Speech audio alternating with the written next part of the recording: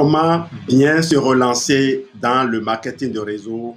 Bienvenue à l'école de santé et réussite. Je vais vous donner aujourd'hui 9 clés, 9, 9 clés pour relancer votre activité de marketing de réseau. Le succès n'est pas final, l'échec n'est pas fatal, c'est le courage de continuer qui compte. Mais avant de continuer, il faut savoir où l'on va et d'où on est parti. Et donc, la première clé que je vais vous donner, c'est de déterminer la raison profonde pour laquelle vous avez commencé et surtout de vous rappeler comment est-ce que vous avez démarré. Si on démarre sur le coup de l'émotion, c'est souvent la raison qui guide le, la traversée, n'est-ce pas? Se relancer dans le marketing de réseau peut être un défi, mais avec une stratégie bien pensée et de la persévérance, il est possible de réussir. Voici quelques étapes clés pour vous aider à redémarrer efficacement. 1. Réévaluer votre pourquoi. Réfléchissez aux raisons pour lesquelles vous avez choisi le marketing de réseau initialement. Cette motivation peut être une source d'énergie et de persévérance. Pour cela, vous allez dépasser l'étape de l'émotion qui vous a permis de vous engager et même l'étape de l'émotion qui est en train de vous amener à vouloir abandonner et retourner à vos objectifs. Réfléchissez, redéfinissez donc vos objectifs à court, moyen, long terme. Dans les 3 prochains mois, qu'est-ce que vous souhaiteriez réaliser? Dans les 6 prochains mois ou avant la fin de l'année, nous sommes au mois de juin, le mois de juin va finir très bientôt et on aura les 6 derniers mois de l'année. Qu'est-ce que vous souhaiteriez accomplir? Où est-ce que vous voudriez être? Quelle vie voudriez-vous mener? Quelle contribution voulez-vous apporter? Quelle trace voulez-vous laisser?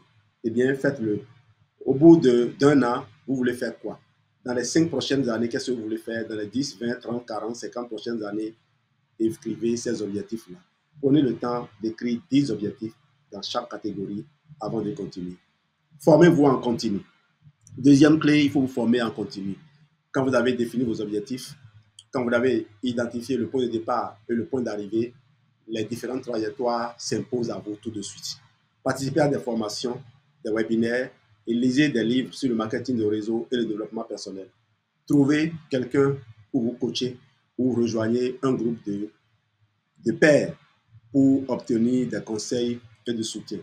Les groupes les plus indiqués sont des groupes qui sont faits de gens qui sont constamment en train d'avancer, des gens qui passent leur temps à plutôt réfléchir à comment est-ce qu'on avance, à qui on va trouver, qui fait déjà ce que nous voulons faire, qui va nous aider à aller dans cette direction. 3.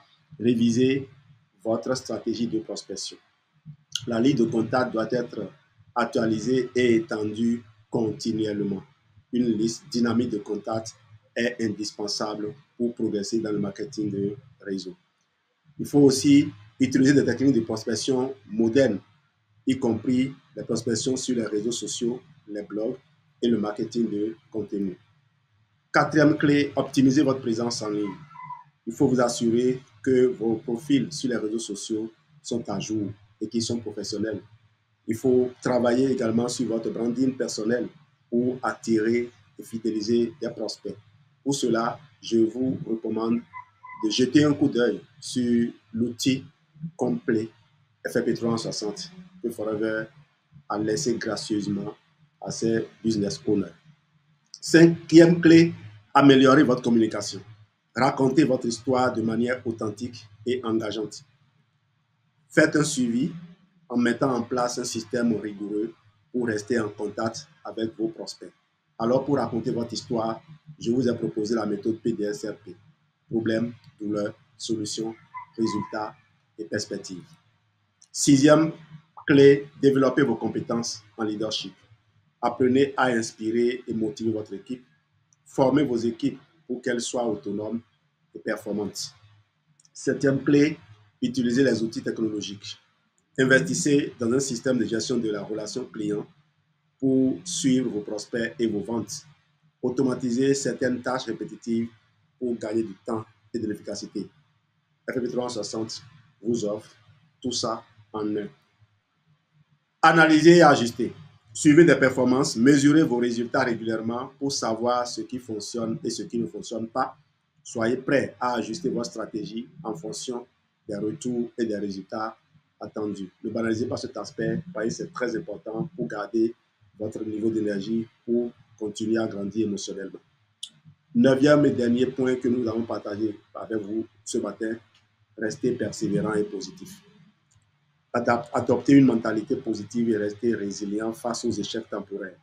Entourez-vous de personnes positives et encourageantes. Merci de votre excellente attention. En mettant en œuvre ces étapes, vous serez mieux équipé pour vous lancer efficacement dans le marketing de réseau et atteindre vos objectifs. Merci de votre excellente attention.